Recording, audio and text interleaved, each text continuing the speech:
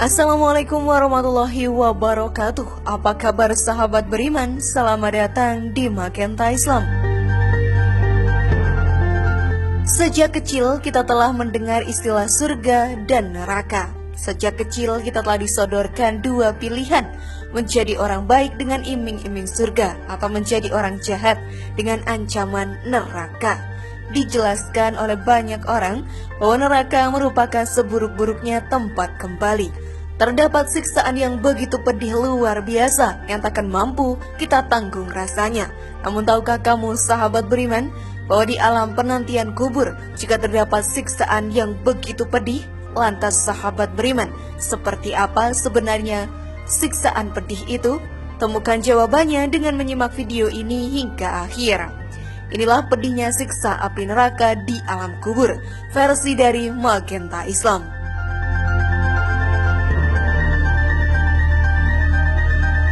Sahabat beriman, manusia tidak hidup untuk selamanya. Akan ada masa di mana jiwa berpisah dengan raga ketika malaikat mau datang untuk memisahkannya.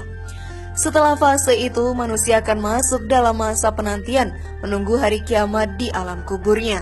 Meski belum ada surga dan neraka, namun di alam kubur, jiwa manusia akan menerima balasan sesuai apa yang dilakukan semasa hidupnya di dunia.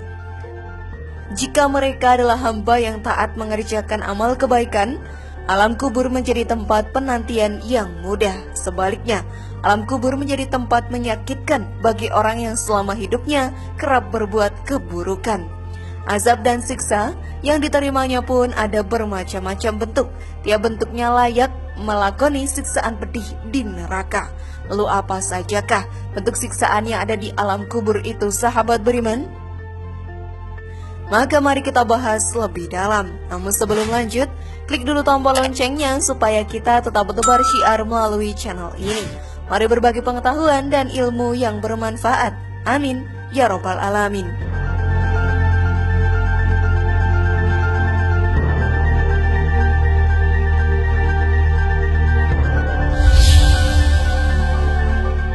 Dipukul dengan palu yang terbuat dari besi.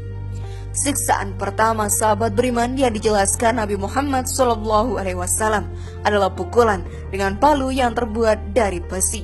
Pukulan ini akan ditujukan di bagian wajah hingga jeritan mereka terdengar oleh penduduk bumi, kecuali jin dan manusia. Siksaan ini ditujukan kepada orang-orang yang mengingkari Allah Subhanahu wa Ta'ala dan Rasul-Nya. Dan seorang kafir jika telah diletakkan dalam kuburnya, maka seorang malaikat akan datang kepadanya seraya mengherdiknya. Lalu malaikat itu bertanya, "Siapa yang kamu sembah?" Laki-laki itu menjawab, "Aku tidak tahu." Lalu dikatakan kepadanya, "Engkau tidak tahu tapi tidak mau membaca." Lalu dikatakan kepadanya, "Apa yang kamu katakan tentang ini Muhammad?" Laki-laki itu menjawab, "Aku mengatakan sebagaimana yang dikatakan oleh manusia." Malaikat itu memukulnya dengan palu besi di antara dua telinganya hingga ia melolong dan menjerit kesakitan dengan jeritan yang dapat didengar oleh semua makhluk kecuali jin dan manusia. Hadis riwayat Abu Dawud. Fitnah atau ujian dan azab kubur sahabat beriman adalah masalah yang besar, sehingga Rasulullah SAW memohon perlindungan dari hal itu, baik dalam sholat maupun di luar sholatnya. Beliau pun sangat menekankan kepada umatnya untuk memohon perlindungan kepada Allah dari segala fitnah dan azab kubur. Disempitkan kuburnya. Siksaan selanjutnya adalah disempitkan kuburnya.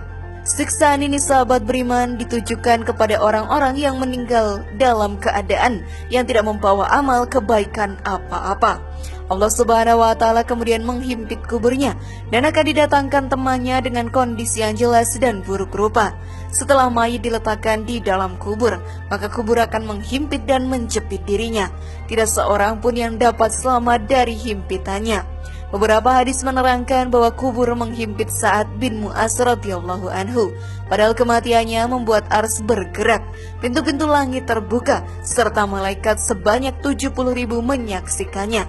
Dalam Sunan An-Nasa'i diriwayatkan dari Ibnu Umar radhiyallahu anhu bahwa Rasulullah shallallahu alaihi wasallam bersabda, "Inilah yang membuat arsy bergerak, pintu-pintu langit dibuka dan disaksikan oleh 70.000 malaikat. Sungguh ia dihimpit dan dicepit oleh kubur, akan tetapi kemudian dibebaskan." Disahihkan oleh Syekh Al-Albani rahimakumullah. Dalam Musnad Ahmad diriwayatkan dari Aisyah bahwa Rasulullah shallallahu alaihi wasallam bersabda, "Sesungguhnya kubur memiliki himpitan yang bila seseorang selamat darinya, maka tentu Sa'ad bin Mu'az telah selamat." Hadis riwayat Ahmad nomor 25.015. Himpitan kubur ini sahabat beriman akan menimpa semua orang, termasuk anak kecil sekalipun. Rasulullah Shallallahu Alaihi Wasallam bersabda, seandainya ada seorang selamat dari himpitan kubur, maka bocah ini pasti selamat. Mu'jam At-Tabrani dari Abu Ayyub radhiyallahu anhu dengan sanad sahih. Berbagai siksaan mengerikan. Dosa-dosa selama menjalani hidup di dunia juga akan dibalas ketika sudah berada di alam kubur.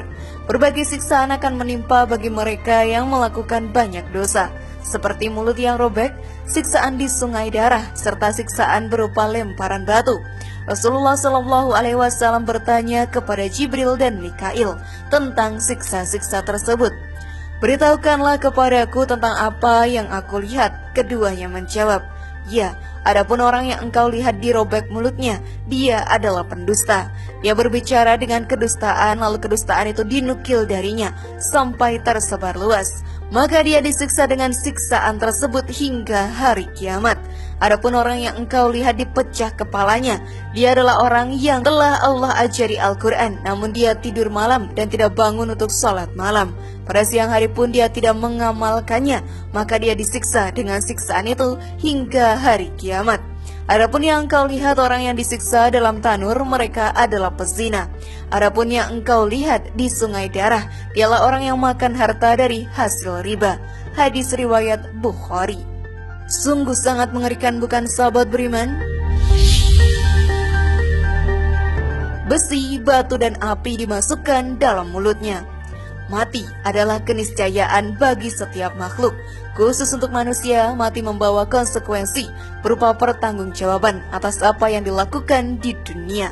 Pertanggungjawaban ini dimulai sejak dia berada di alam kubur. Siksa berikutnya merupakan mulut dimasukkan besi, kepalanya dihancurkan dengan batu, dibakar dengan api, dan berada di tengah sungai darah.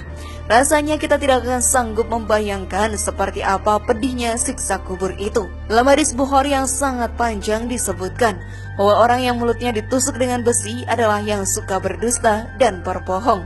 Orang yang dipecahkan kepalanya adalah yang mengerti Al-Quran tapi tidak mengamalkannya. Sedangkan yang dibakar dalam kubur adalah para pezina. Adapun orang yang siksaannya berada di tengah sungai yang berisi darah adalah orang yang memakan harta riba.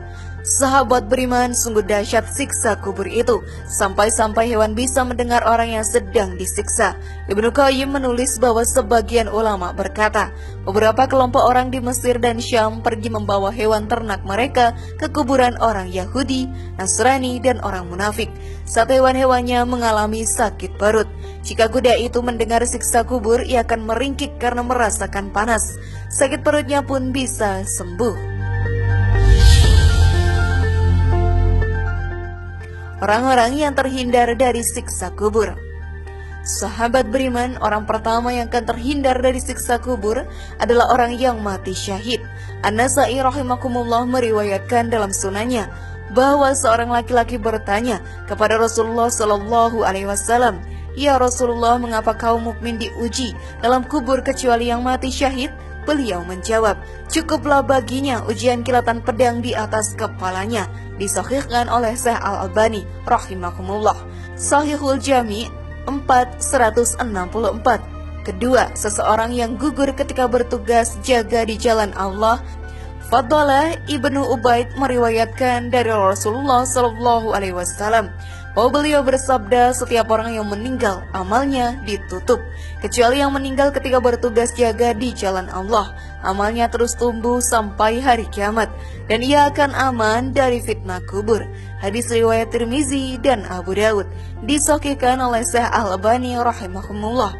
Mishkatul Mashhabi 2/355. Ketiga sahabat beriman, seseorang yang meninggal di hari Jumat. Dalam hadis Abdullah ibnu Amru, Nabi Shallallahu Alaihi Wasallam bersabda, setiap muslim yang meninggal pada hari Jumat akan dijaga oleh Allah dari fitnah kubur. Hadis riwayat Ahmad dan Tirmizi.